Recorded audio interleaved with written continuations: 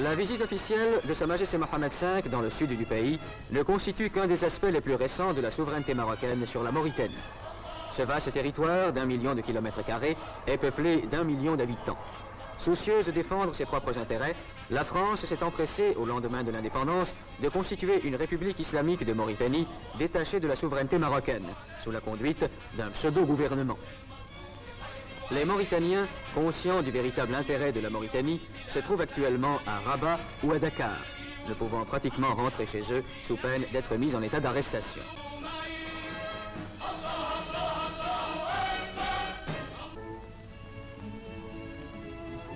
Le gouvernement leur a confié des postes importants. M. Fall Ould Omer, émir du Trarza, a été nommé ministre d'État.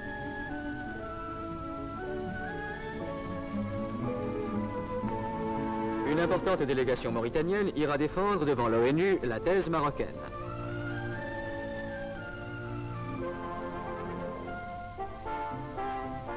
Des missions d'amitié et de bonne volonté vont partir pour l'étranger afin d'entretenir les gouvernements des différents pays du problème mauritanien.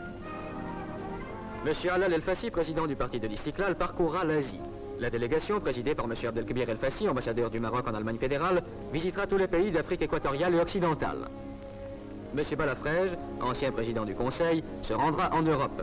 M. Abdelkhalek Torres, ministre de la Justice, se rendra en Amérique du Sud et en Amérique centrale.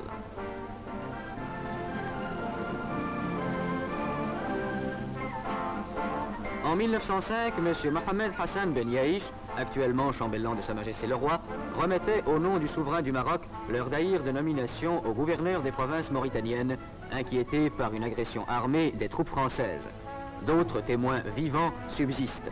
Des documents diplomatiques irréfutables ont été réunis qui attestent la souveraineté marocaine sur les territoires sahariens.